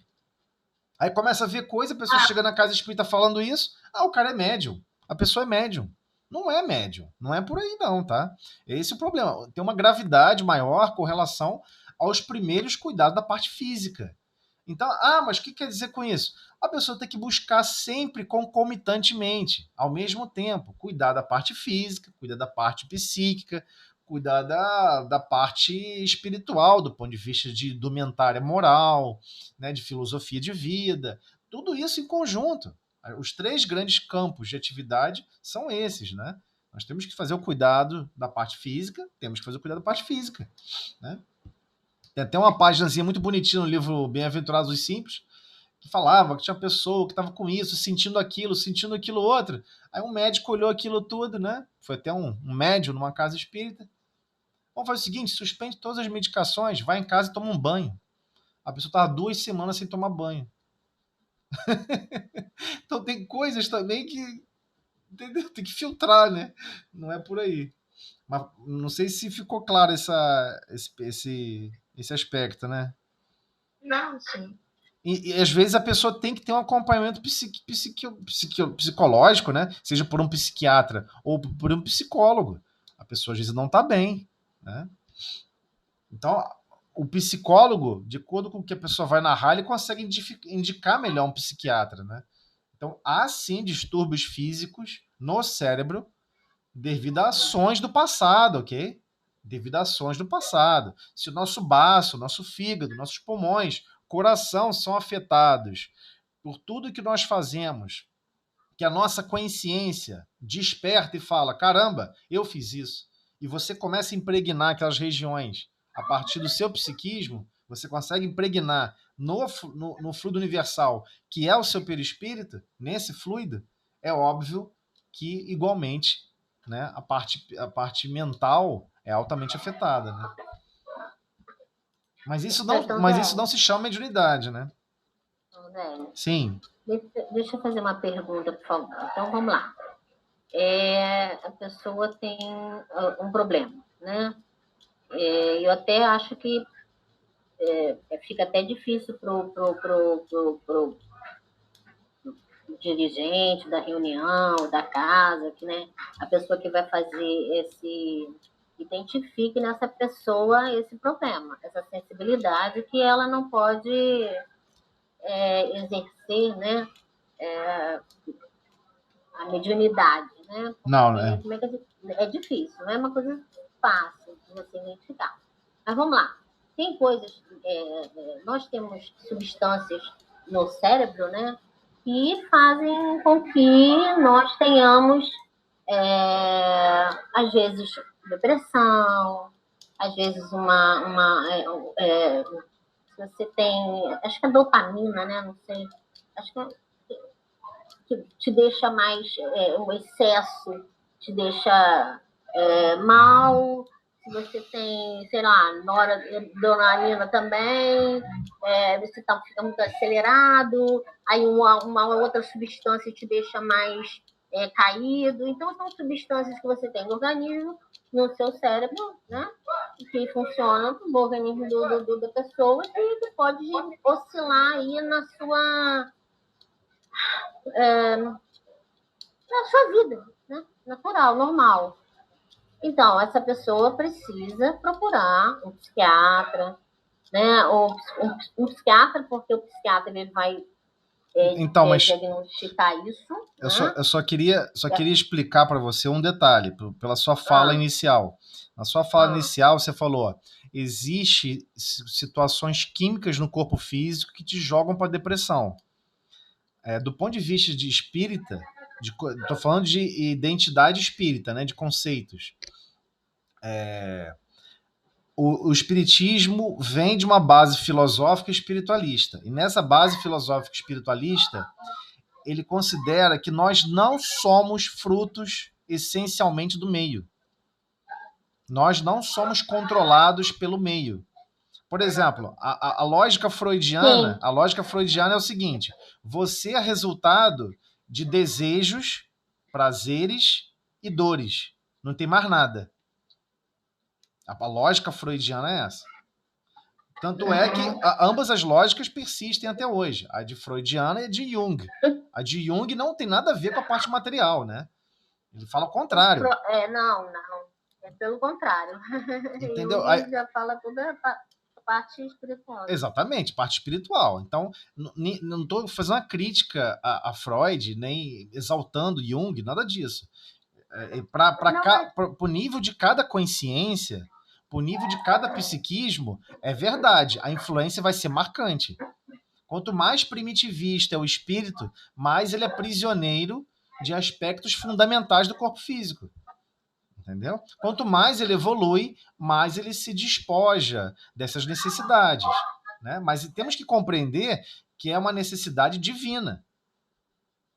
É isso que eu estou tentando explicar. Há uma necessidade divina. Existem ordenações divinas. Se você vestir um vestuário de um corpo físico, você vai animar sentimentos e desejos ligados ao corpo físico. Te deu fome, você tem que saciar a fome. Te deu sede, tem que saciar a sede. Não é opcional. Não, eu vou fazer um experimento, vou tentar ficar sem beber água. Não faça isso, é loucura. Então, do ponto de vista de obrigatoriedades, nós sabemos que nós temos que cuidar da nossa saúde mental. Mas tem pessoas... Mas eu ia chegar lá. Sim, tá, desculpa. Porque eu ia fazer uma pergunta no final, né? Tá, para eu poder entender também. Tá, perdão. Então, assim, nós temos problemas renais, a gente tem um problema no coração, tem pressão alta, blá, blá, o cérebro também, né? Nós também temos essas substâncias que em excesso te prejudica, e quando tem menos também prejudica, né? Então você tem um nível. Até hoje eu fui numa psiquiatra e eu estava pedia a ela um exame de sangue que pudesse verificar, por exemplo, no meu filho, como é que estão as taxas dele, taxa de tireoide e outras taxas. Claro. Porque, né, tem que estar, né, no nível, tem que estar bem para você estar bem, né? Porque se tivesse, por uma pessoa tem um problema de tireoide, se tiver muito alta, tem que tomar um remédio para baixar, não é isso? Isso no organismo todo, mas como a gente está falando de cérebro, de psiquiatra, de corpo e tal. E aí tem essa substância, aí vai no psiquiatra, o psiquiatra identifica isso, essa falta ou esse excesso dessa substância, dopamina, noradrenalina, não sei o que lá, e te dá um remédio para que haja um equilíbrio. Sim. A minha pergunta é, isso aí, então a gente já entende que a gente tem que trabalhar o que você estava falando, as três coisas, né? A parte espiritual, a parte física, porque a gente precisa, né? Senão Deus não criaria medicina, né? Os remédios. Sim. Então a gente tem que tratar do corpo físico, espiritual, psicológico, né? Procurar um psicólogo também para ajudar, enfim.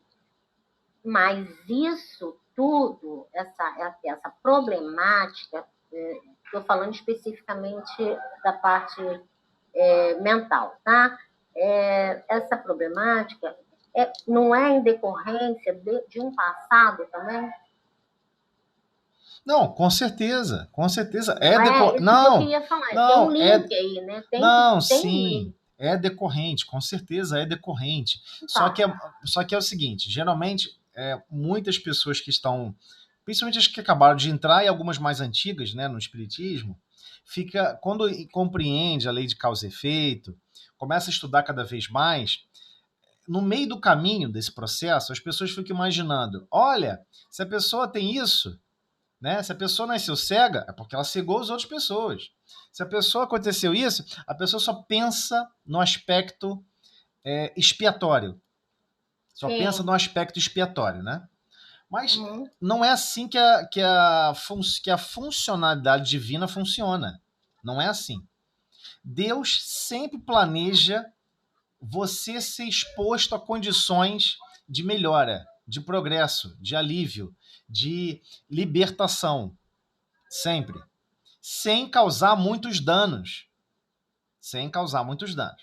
Por exemplo, você chega, por exemplo, o que é umbral? Tem vários espíritos que ficam assim, morro de medo de ir para umbral. Aí eu pergunto para a pessoa, você tem desejos, quando alguém te faz um mal, você tem desejo de vingança, você vai lá, planeja, arquiteta planos para poder maltratar a pessoa, para fazer a pessoa sofrer, para ela ver que você sofreu com a ação dela, você tem esse psiquismo que você precisa exercer a função de impor a dor para o outro. Se você tem esse psiquismo, pode ter certeza que você vai para um umbral.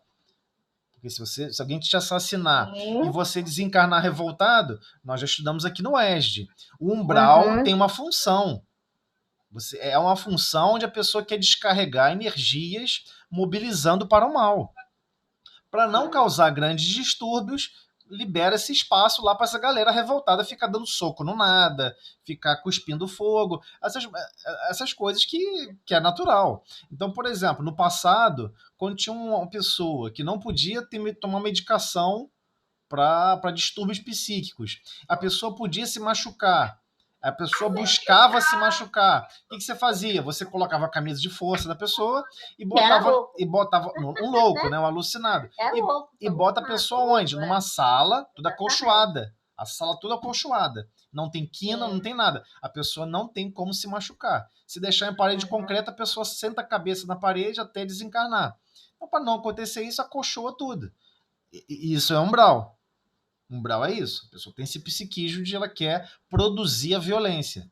Não tem problema nenhum. Você quer produzir, tem um espaço psíquico que é coerente com a tua frequência, com a tua harmonia interior, com a tua harmonia mental. Os problemas com relação à loucura, né, alterações mentais graves, as alterações mentais graves são de erros graves, mas erros graves que o próprio espírito se deflagra. Ele se deflagra. Não é Deus que vai lá, mexe no cérebro da pessoa. Olha, você foi muito mal e perverso. Eu vou agora alterar seu cérebro para não funcionar mais. Não é isso. É porque a pessoa, o espírito que está reencarnando, não consegue se perdoar. Ele não consegue se perdoar e ele acha todas as vezes que ele for reencarnar, ele vai cometer o mesmo mal. Você está entendendo o problema, como é grave? Ele está num problema que ele não se aceita daquele jeito. Ele não consegue conviver com aquela consciência do jeito que ele é. E aí surta, cara. Surta os problemas psíquicos graves. E o problema é que a própria consciência dele... Mas nem ele mesmo sabe, né? Ele está encarnado, mas ele não tem essa consciência, né? Então, quando a gente fala que precisamos desenvolver a caridade, benevolência, indulgência e perdão, não é primeiramente para o próximo. Todo esse é primeiramente com a gente.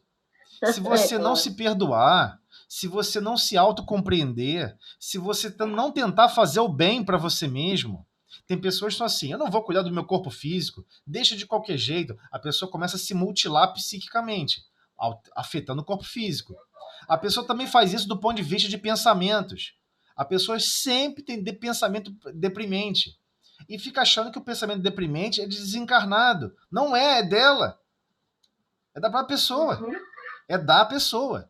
Dela que eu estou dizendo, da pessoa, né? Não é dela feminino, masculino. É da pessoa. A pessoa gosta de pensamentos deprimentes. Ela gosta de ouvir música deprimida. Ela gosta de ver filme deprimente. Ela só gosta de assunto depressivo. Ela está numa condição... Tem uma questão, né? Que Jesus, lembrando aí de Jesus... quando ele, às vezes ele vinha um doente, uma pessoa, né, e tem até aquela questão do cego, né, que chega perto dele, ele olha para ele e fala assim, o que queres que eu faça? Eu te faço. Porque, então, se a gente for pensar, que pergunta esquisita essa, né, de Jesus, né, porque Sim. Se o cara tá cego, é óbvio que o cara quer ver, né, quer enxergar. Mas aí também tem a questão, das vezes a pessoa também, eu acho que talvez tenha também aí nessa pergunta dele, porque tem gente também que não quer se curar. Não quer fazer esse esforço que nós precisamos fazer para nos curar realmente. Então é mais fácil também permanecer naquelas reclamações constantes, nos vícios, porque não quer deixar de ter, não quer se melhorar na questão da viciação, né, também, porque nós temos muitos vícios dentro da gente. E tem muita gente também que não quer se curar, realmente, que prefere ficar naquela mesmice, né? Sim, mas existem outras possibilidades. Uma outra possibilidade que a gente esquece é o seguinte, a pessoa foi lá, né, deixou dezenas de pessoas cegas, cegou. Ele era a pessoa encarregado de furar o olho de um monte de gente para as pessoas ficarem cegas, porque alguém estava mandando ele fazer, ele foi e fez. Ele fez parte do processo do erro. No fundo, não era 100% a vontade dele, mas ele estava se beneficiando do mal, certo? Ele está se beneficiando ali do mal. Então, de certa forma, ele agiu mal. Está gravado isso na consciência dele. Aí sabe o que acontece? A consciência dele começa a evoluir. Evolui. Ele cometeu esse mal tem, sei lá, 1000 anos atrás. Aí a consciência dele evoluiu. Chegou a um certo ponto, ele não consegue mais conviver com aquela história. Exatamente. Ele não consegue. Porque ele vai ficar assim... Ele vai querer reparar. Ele vai querer uma oportunidade para conseguir reparar isso que ele fez, esse mal que ele fez. Sim, mas o primeiro é o arrependimento. A gente já sabe, tem que se arrepender. Depois a expiação e a aprovação. Só que a expiação, a gente não entende perfeitamente a expiação. A expiação não é que você queira Sofrer. O que sofrer exatamente o que o outro sofreu vai transformar alguma coisa? Mas vai transformar a sua consciência. Vai transformar a sua consciência. Você não está preocupada em pegar esse sofrimento que você está plantando para o seu destino, que você já plantou, né? Você quer depois apagar aquilo. Lógico que você não vai poder vir, vamos supor, você cegou 1000 pessoas. Deus não vai permitir que você tenha 1000 encarnações cego. Isso é raciocínio humano sobre justiça. Não é assim que a justiça de Deus funciona. O que ele vai permitir? Você não desenvolveu sua consciência? Não percebeu que é errado? Você vai ficar pensando, meu Deus, aquela família passou por aquela situação. Essas famílias passaram por uma situação extremamente difíceis. Cada uma dessas consciências passaram por uma situação extremamente difícil porque ficaram 5 anos, 10 anos, o outro ficou 3 anos, o outro ficou 8 anos, sem a visão. Eu quero ficar uma encarnação inteira. Eu quero ficar 80. E a pessoa fica 80 anos no corpo físico. Aí tem a última parte das bem-aventuranças que todo mundo foge de tentar entender. Raramente você vai achar mensagem sobre isso. Ela nem entrou no Evangelho segundo o Espiritismo. E mentindo disserem todo mal contra vós, em meu nome. Você vai estudar isso por mais 1000 anos e a gente não vai entender a grandeza do que ele quis dizer nesse verso. E mentindo disserem todo mal contra vós, em meu nome. Então, por exemplo, você já evoluiu, seu psiquismo evoluiu, e você tem que conviver e fazer o bem com uma pessoa que você fez o mal no passado, né? Como é que se apaga fogo? Com água. Não se apaga fogo com gasolina. Então você tem que ir lá e produzir o bem para quem você produziu o mal. Aí a pessoa está dizendo assim, ó, você tem que reencarnar naquela família. Mas olha só, a compatibilidade. Escuta o que eu vou falar agora que vai ser chocante. A maioria não vai concordar comigo. Você vai ter que reencarnar naquele grupo familiar. Mas com o seu psiquismo, com a sua estrutura, do seu perispírito, com o elo de ação e reação que vocês fizeram um com o outro, automaticamente vai surgir no seu corpo físico problemas que está ligado à genética do corpo físico. Não tem nada a ver com, por exemplo, com a sua estrutura psíquica. Você está preparado para ir lá e fazer o bem mesmo assim?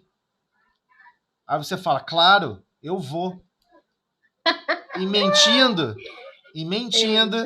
disserem todo mal contra vós. É doído, cara. É a mensagem dura. É a mensagem dura de ouvir, porque a gente quer viver o seguinte, ó. Não, eu estou estudando espiritismo para não sofrer. Eu estou estudando espiritismo para evoluir pelo entendimento. Evoluir pelo entendimento? O que isso quer dizer, Jesus? Ou seja, a pessoa entendeu alguma coisa, ela parou de errar e acha que não tem mais sofrimento? Ou seja, Jesus veio à Terra, animou a personalidade de Jesus de Nazaré. O Cristo veio à Terra e veio, sofreu pra caramba. Sofreu o cão chupando manga. Não, a gente não pode sofrer nada. Mas ele era Jesus, né? Hoje nós abusamos, hein? Olha a hora. Então, a gente tem só que entender esse detalhe. Por vezes, o planejamento da encarnação surge umas constrições, uns problemas, e que desencadeia em situações que não necessariamente tem a ver com expiação, tá? Não necessariamente tem a ver com expiação. Mas, tipo assim, tá valendo. Só por eu estar perto do psiquismo daquela pessoa que eu sei que vai me amar, que eu sei que vai dar exemplos de amor, de candura, de brandura, vai cuidar de mim, eu também vou poder cuidar dela, vamos poder estar junto. Eu posso ir até sem os 2 braços, mas eu quero estar do lado dela. Eu faria isso. Cego, sem braço, sem perna, mas eu podendo estar do lado dela, eu vou. Não tem problema nenhum. Ou do lado dele, eu vou. Então, a gente sabe que às vezes a âncora... Você está dizendo, então, pelo que eu estou entendendo, é que você pode fazer uma escolha, então, de vir com uma deficiência, mesmo sem precisar vir para de repente, estar com uma outra pessoa, para se encaixar. Ajudar uma outra pessoa. Às vezes, para você se encaixar naquele núcleo de convivência, você não pode se encaixar com todas as potencialidades que você tem. Não vai dar certo. Sim. Você aceita se encaixar lá, por exemplo, aceitando os problemas genéticos daquela família? Né? Várias pessoas falam assim, pô, olha lá, a pessoa teve isso, teve aquilo, né? Eu vou ter também. Vai ter também, qual o problema? Qual o problema? Qual o problema? Mas isso a gente conversa e estuda. Você não pode falar em reunião pública. As pessoas não estão preparadas para ouvir isso. Sim. Para reencarnar naquela família, né? Todo mundo teve problema de rins. Eu também tenho problema de rins, né? O médico disse que é genético. E realmente é genético. Faz parte daquele psiquismo daquele grupo. Mas você aceitou e falou o seguinte, eu vou lá e quero amar e servir junto com eles. Mas olha só, você não... na hora que você entrar lá para compatibilizar a reencarnação, você vai sofrer umas consequências do corpo físico junto com eles, tudo bem? Aí você fala, tudo bem, pode até arrancar mais. Pode vir sem pé, sem dedo, tá tranquilo. Você topa tudo. Entendeu? E mentindo, disserem todo mal contra vós em meu nome. Vamos fazer a prece que esse assunto dá... Esse assunto é brabo. Muita prosa. Dá muita prosa. Homem, na próxima eu vou vir mais inteligente. E isso ocorre no mundo psíquico, tá? Joana de Anjos fala sobre isso. É sério. Você, às vezes, vai conviver com pessoas que eram grandes inimigos. Vai afetar o seu psiquismo. Vai afetar seu campo mental. Né? Mas é igual o cego que o Luciano falou. Teve parece que um deles veio para poder Jesus fazer a cura, não foi isso? Depois a gente tem que conversar sobre isso. Quanta conversa dá? É porque é o seguinte, a gente não quer sofrer nada. Quer ouvir a verdade? A gente não quer sofrer nada. Verdade. Dor nenhuma. Vamos fazer a prece. Eu vou fazer a prece que vocês estão falando muito. Aí. Senhor Jesus, agradecemos, Senhor, toda essa amizade, esse estudo, Senhor. Agradecemos por esses esclarecimentos. Agradecemos por ter o irmão Toseri que nos ajuda a explicar, intuído, nós sabemos também, por ti. E que possamos, Senhor, pensar nesses esclarecimentos da doutrina, que possamos termos cada dia e cada vez mais vontade de aprender e colocar em prática esses ensinamentos. Nessa prece, pedimos permissão para finalizar o estudo da noite. Muito obrigada. Então vamos, né, Zé? Vamos que vamos. Nada de mundo árabe, tá? Só a Europa que eu quero, só a Europa. Boa noite. Boa noite a todos. Boa noite. Fica com Deus. Fique com Deus. Tchau, tchau.